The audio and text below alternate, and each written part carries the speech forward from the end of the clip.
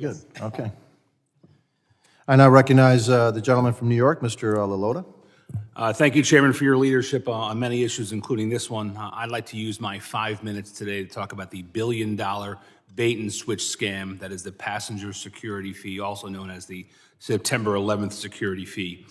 For my constituents and for Americans listening from home, this is a scam. In the name of aviation security and post-9/11 airport security, you get charged an extra $11.20 every time you fly round trip. And despite the name of that collection program, many of the funds, $1 billion, have nothing to do with aviation security. In fact, it's diverted to the Treasury for things having nothing to do with keeping our skies safe. It's a bait and switch scam perpetrated by our federal government, and hardworking and unknowing Americans are being charged every day, and they're the victims. And to use September 11th to perpetrate this scam is especially offensive to Americans and New Yorkers especially.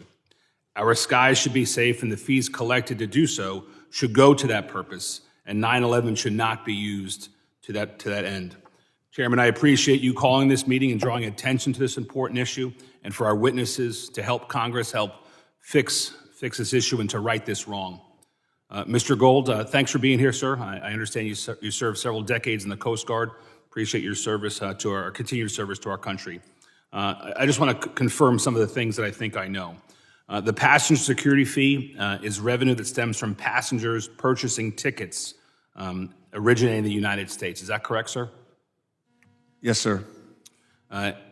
So it's not taxpayer dollars? No, sir. And the passenger security fee is roughly $5.60 per one-way and $11.20 per round trip? Yes, sir. And how much revenue, approximately, if you know it, was collected from the passenger security fee or also the 9/11 security fee last year? I believe it's well over $1 billion a year. I think it's 1.6.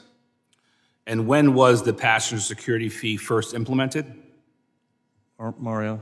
I believe it went in place, I want to say 2004. I'd have to confirm. It's been in many years, sir. It's been in place for many years. And most recently, I think it was 2013. That was when the fee was increased from $2.50 one way to $5.60 one way.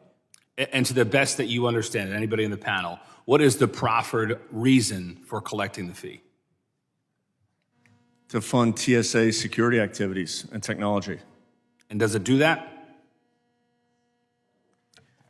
Only a portion of it does at this point in time. Unfortunately, I think it's as high as Mr. Gould pointed out, $1.5 billion is something that the president has identified, and we've also identified would be ideal if it was not diverted as it is today. But out of $4.5 billion on an annual basis of those fees that are collected, only roughly 29% to 30%, I think it is actually provided to offset TSA security activities.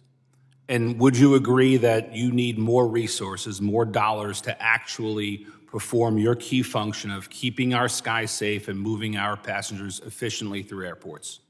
Yes, sir. It's our belief that all of the $4.5 billion, and it's continuing to grow, should be dedicated to its original purpose, which was security of the aviation. Thank you. I just want to reiterate some of the facts as we've identified them.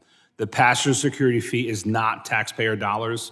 The passenger security fee stems from revenue raised from passengers paying into those funds specifically for the proffered reason of security.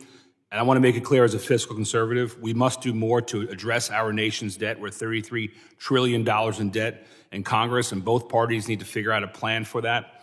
But this is not the right way to do it. To tell our constituents, to tell air travelers they're being charged an amount that helps protect their safety and helps them move through the airport in a more efficient manner, because all of my constituents don't want to wait in long lines, and I'm in your airports all the time. You're doing a good job moving me through, and I appreciate that.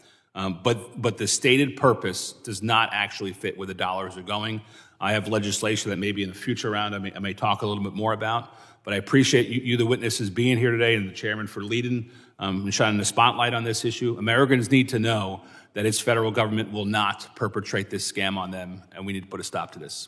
I yield, Mr. Chairman.